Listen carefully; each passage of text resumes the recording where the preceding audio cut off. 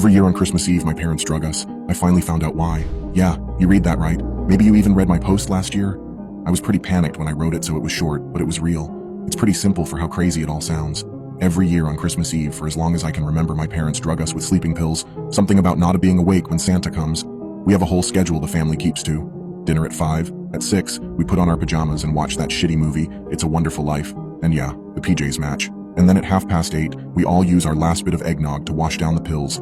They're strong. My sister's out in probably 15 minutes.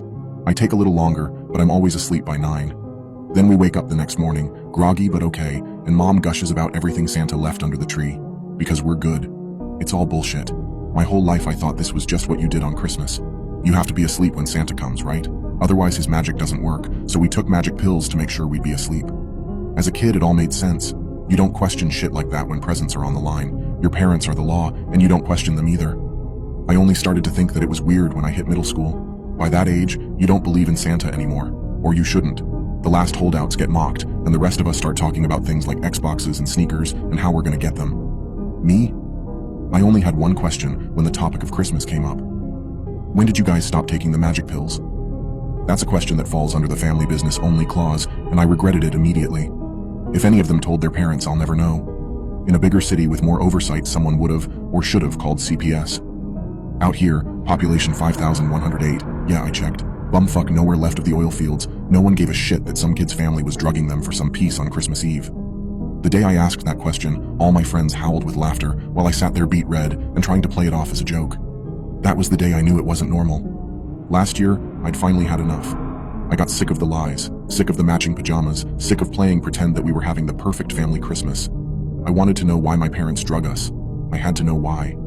So when Mom handed me that little white pill, I hid it under my tongue and spat it in the toilet. Then I went to bed and pretended to be asleep. I listened until I heard Mom snoring to get up and look around.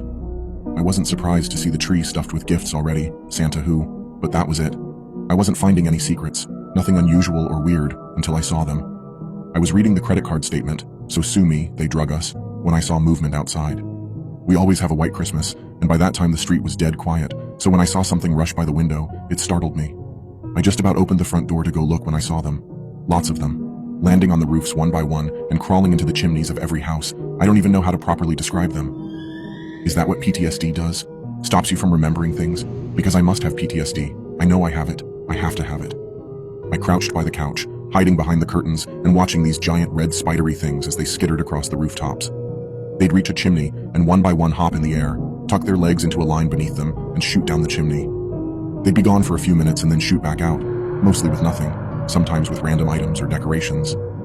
For one brief, stupid second, I thought that they were maybe some fucked up version of Santa's elves until I heard the most god-awful sound. The sound that still haunts my every waking moment.